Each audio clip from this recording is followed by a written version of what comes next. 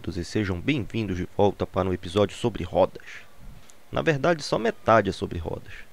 Enfim, é fevereiro no Flipper e o tema de hoje é corrida. Está no ar mais um episódio de História Revista.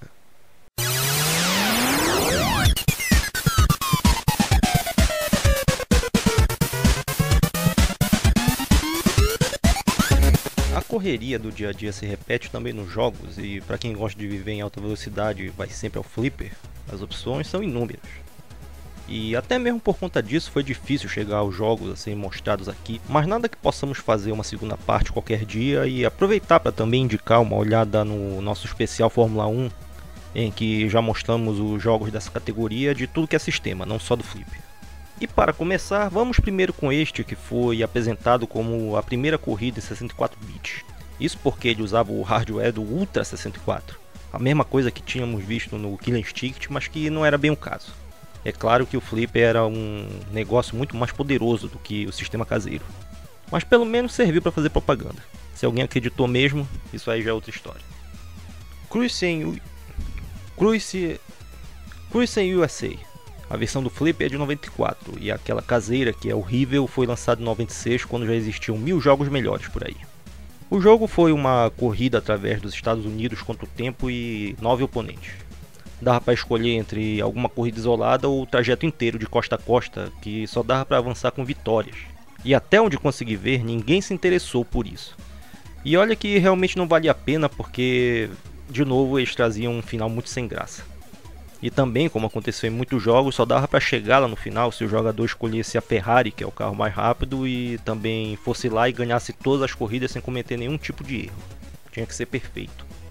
Em muitos lugares era comum ver a galera que jogava também apertar o tempo todo o botão que trocava música. E isso foi porque durante o intervalo entre uma música e outra, quando não toca nada, o jogo fica levemente mais rápido e alguém muito inteligente falou que isso era o turbo e ajudava a ganhar a corrida.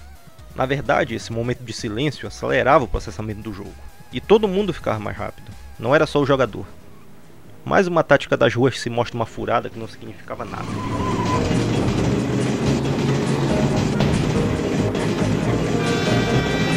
Quando chegou a sua sequência, o Cruising World, isso já não valia mais, até porque foi um jogo muito melhor e mais polido.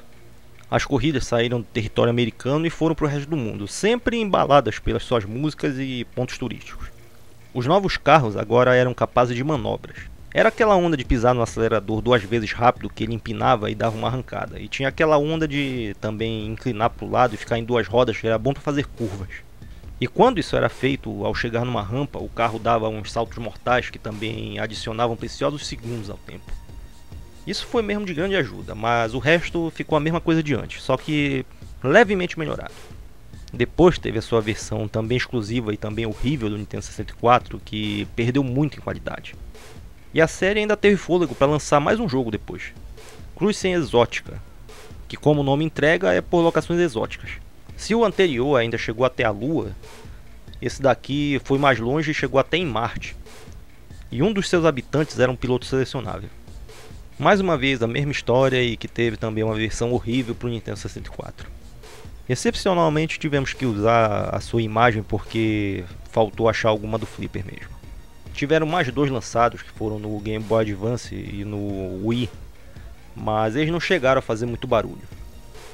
Especialmente que lembrasse do segundo jogo, que foi mesmo incrível como ele ficou tão bem feito e não conseguiram repetir o feito. Vamos ver então outro dessa época e que também foi marcante, o San Francisco Rush. Uma coisa que muita gente tentava nesse tempo e poucos conseguiam de forma pelo menos satisfatória era um jogo com realismo. Os gráficos em 3D melhoravam de forma gritante, mas quando o jogo queria ser realista, o único jeito de dar certo é se ele fosse um simulador. Mas sempre tem alguém em algum lugar que faz o raciocínio de ir contra a maré e consegue se destacar. O que nos leva ao primeiro jogo desse segmento, o San Francisco Rush, que, vamos ser justos, a Atari honrou o seu velho nome e fez um jogo bom, só que ele ficou bem perto de ser um jogo muito ruim. Digamos que ainda era cedo para falar que o Jaguar tinha ficado para trás. Então, San Francisco Rush, o primeiro. As 3 pistas são espalhadas pela cidade que, como sabemos, tem aquelas ruas que têm ladeiras. E essa diferença na elevação levou a acontecer a marca registrada da série. que foram os grandes saltos. A movimentação é livre, o jogador pode realmente dirigir para onde bem entender. E depois, quando lançaram as versões caseiras, isso foi incentivado quando colocaram itens e chaves que tinham que ser coletados para revelar segredos. Alguns estão escondidos atrás de lugares, tipo um estacionamento, atrás de uma placa. Só que outros a gente olha e estão flutuando no meio do nada. Aí cabe ao jogador adivinhar onde que ele tem que bater para que o carro decole e pegue a chave no meio da queda. Além disso, apareceu também o modo stunt, onde ele ganha pontos para fazer esses saltos e manobras, desde que ele caia em pé, é claro. Isso é importante para saber que, embora as pistas tenham traçados, o que determina que o jogador está na corrida é passar pelos checkpoints. Desde que ele faça isso na ordem, o cara pode pegar o caminho que quiser, e atalho é uma coisa que não falta. Vale andar na grama, pode pegar ponte, caminho alternativo. É a maior diversão, que se tu prestar atenção dá pra perceber que eles estão em todas as partes. Pode ser um túnel, pode ser uma escadaria, uma saída do viaduto, passar debaixo de uma placa, pegar uma rampa, cortar caminho por cima de um prédio depois do salto. Se está lá, use. O máximo que acontece de penalidade é que se o carro bater, ele explode e perde um tempinho para voltar para a corrida. E se isso vai atrapalhar demais, isso depende de como o jogo estiver configurado. Só que ele vale o risco. Falei que são 3 pistas que parecem ser poucas, e eram mesmo, o que é o primeiro indício de que esse jogo foi lançado às pressas, já que levou bem pouco tempo para que eles lançassem uma, vamos chamar de expansão, que foi o San Francisco Rush the Rock, onde acrescentaram 4 pistas, que uma delas era a Rocha, a ilha que tem a prisão de Alcatraz. Esse sim já foi um jogo mais completo, só que ainda tinha os problemas de antes. A sua engine gráfica era muito pesada e era normal achar bugs em vários lugares, texturas que piscavam, sumiam, coisa desse tipo. O fator replay ganha pontos porque ele trazia opções de jogar com as curvas ao contrário, que é o modo espelho que já conhecemos, e também correr no sentido inverso, ou então as duas coisas combinadas. No caso do sentido inverso, acontece uma coisa estranha também, que é, ao jogar nesse modo, nós percebemos que ele foi colocado, mas não foi testado direito, porque os traçados não foram pensados para correr nesse sentido, só no original mesmo. Isso significa que não aparece quase nenhuma rampa. Pô, isso é hora de passar avião.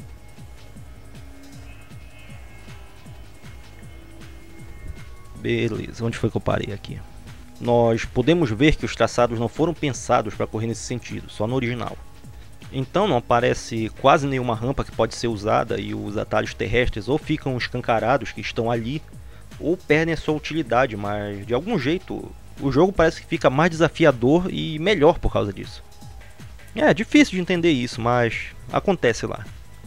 A física também tinha seus problemas e era esquisito que eles esperaram que o jogador escolhesse um carro da sua preferência quando o jogar com um Fusca ou algum carro mais largo tinha essa desvantagem em relação aos outros, que era ficar mais vulnerável às batidas. E acabava que ele tinha que abrir mão também dos atalhos, porque a maioria deles passava por lugares estreitos. E o carro batia na porta e explodia, o jogador perdia esse tempo sem necessidade. A parte sonora é horrenda no geral, nem as músicas, nem os efeitos sonoros, nem as vozes prestam. E a jogabilidade é difícil de pegar no começo, mas melhora com o tempo. E é nessa hora que o jogador descobre que dá para se divertir com esse jogo quando quiser dar uma volta por São Francisco. Um tempinho depois apareceu uma sequência, Rush 2. Foi exclusivo do Nintendo 64, que as corridas agora são por todo o país. Tem pistas do primeiro jogo e os controles melhoraram muito, é um prato cheio para quem gosta de variedade. Em 99 veio o San Francisco Rush 2049, com esse tema futurista que ficou bem feio, mas ainda foi um jogo interessante. Continua o esquema de antes, que agora o modo estante ficava ativado o tempo todo. E agora existe também um botão que abre as asas do carro, que permite que se faça mais manobras ou então corrija sua trajetória para cair no chão direito. Ou então fazer ainda mais malabarismo. As pistas agora têm ainda mais saltos, só que não são no estilo de rampas para pular em tais lugares. É mesmo uma coisa mais aloprada, que é para forçar em certas partes que o jogador corra pelas paredes e pegue um half pipe, ou até um turbo completo. Depois desse ainda teve o LA Rush no tempo do PlayStation 2 e de acordo com a pesquisa feita por aqui, aparentemente não existe qualquer ligação entre a série Rush e esse jogo chamado California Speed, que foi lançado para o Flipper também pela Atari. De qualquer jeito, levantei o nome dele só mesmo pra falar que esse jogo é uma montanha de lixo dos mais mal feitos que já apareceram.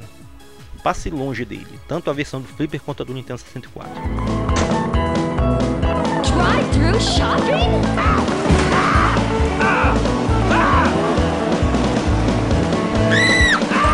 Agora uma série em que não precisamos de pistas, de asfalto pelo menos. É a série Thunder, feita pela Midway no final dos anos 90 e que começou com o Hydro Thunder, uma corrida de barcos supersônicos da forma mais tradicional possível. Só corrida, quem chega na frente ganha. A diferença é que o jogo se baseia também em achar atalhos e usar rampas. A física do jogo é bem parecida com a do San Francisco Rush, então os saltos são bem altos e bem longos. E também tem que saber calcular muito bem o uso do turbo que é pego com os itens que estão no meio do caminho. As lanchas parecem mais que são naves espaciais, e quando o turbo é usado saem foguetes e turbinas de vários lugares. A dificuldade é crescente e acaba que é necessário se acostumar e pilotar os barcos que são mais avançados, que são os do nível hard. Isso porque, de novo, só eles alcançam velocidade final que bate os oponentes das últimas pistas. Aí em 2010 saiu uma sequência no Xbox que foi bem atrasada, foi o Hydro Thunder Hurricane. Demorou tempo demais para sair realmente, mas parece que ficou legal. Depois dele a corrida voltou para terra firme e realmente falamos de terra, foi o Off-Road Thunder. Corrida em terreno acidentado que essa é a única diferença real. Esses dois jogos ficaram muito a mesma coisa. Houve ainda mais um chamado Fall Wheel Thunder, que faz parte da série, mas que foi só no Dreamcast. E o último que foi lançado foi o Arctic Thunder, que agora os veículos são snowmobiles ou motos de neve. O estilo mudou para uma coisa mais Mario Kart misturado com Road Rash. Itens para atirar e se proteger dos inimigos e ataques físicos entre os pilotos. A coisa toda também tomou uma dose alta de alopração, e no meio dos personagens tem o abominável Homem das Neves. Para uma série que nunca prezou pelo realismo, até que demorou para acontecer isso. E para fechar com o episódio de hoje, vamos ver mais 3 jogos de uma forma bem resumida. O primeiro é um que acredito que foi pouco visto. Foi o Hyperdrive da Midway, que foi lançado em 97. Foi corrida de naves espaciais que tinha gráficos caprichados e que era muito legal mesmo. Velocidade alta, controle perfeito e também ele é complexo na medida certa. E nunca foi lançado para nenhum sistema caseiro, e isso é um verdadeiro crime. O jogo é muito bom. Assim como foi com os outros jogos da Midway, da Atari, que já mostramos hoje mais cedo, esse foi do tempo que o hardware era todo baseado em placa de vídeo de computador. Aí eles usavam e abusavam do que dava para fazer e o resultado tá aí. Um belo jogo. O próximo é da Sega. Como nós vamos falar de jogo de corrida no Flipper sem tocar no nome da Sega? Esse daqui é mais recente, já virou série também. É a adaptação daquele mangá que se chama Initial D, que se trata de corridas ilegais nas montanhas e tem muito drift. Os gráficos são a coisa mais mangá em movimento que já vi em muito tempo. E já teve várias versões diferentes lançadas para Flipper e para jogar em casa. Sendo que desde o começo eles fizeram um sistema de cartões que o jogador salva o seu progresso e a configuração do carro. Aí ele pode ir para um flipper diferente e continuar o jogo lá. Coisa que com certeza faz a cabeça dos fãs por lá, e esse não deve ter sido o único jogo que teve isso. E o último, para equilibrar a coisa que os jogadores japoneses estão muito acima de serem privilegiados, nós vamos com Surf Planet. Jogo que acredito que qualquer brasileiro conhece. Foi lançado também em 97, que pelas minhas contas todo que é fliperama de shopping ou de aeroporto tem um desses até hoje. E nesse tempo em que vivemos, onde fliperama é só história de jogador velho que nem nós, tem sempre um lugar que ainda resiste, e é lá que você vai encontrar uma máquina de Surf Planet ligado. Veja bem, falei ligado, não falei funcionando. Junto dele geralmente tem um de corrida da Sega, um pinball, um daqueles de catar bichinho de pelúcia que se chama Neo Carnival. E dependendo do tempo que esse lugar existe, talvez ainda tenha um daqueles de tirar foto que era adesiva. Muito possivelmente máquina da SNK e que tinha a Athena do King of Fighters dando as instruções. De uma forma ou de outra, acabei de descrever o aeroporto daqui de Belém, que de vez em quando participa dos nossos vídeos. Pois bem, isso sim é passar o mês de fevereiro no Flipper. a nossa tradicional viagem no tempo e nos jogos. Vamos fechar então por aqui o episódio de hoje sobre jogos de corrida e lembrá-los que sexta-feira que vem, na mesma 20 horas, tem mais um capítulo. Vamos lá com o joinha e seguir, curtir todo o resto e o comentário aí embaixo. Daqui a uma semana tem mais um e até lá, obrigado por nos sintonizarem novamente. Fica um abraço a todos e até a próxima.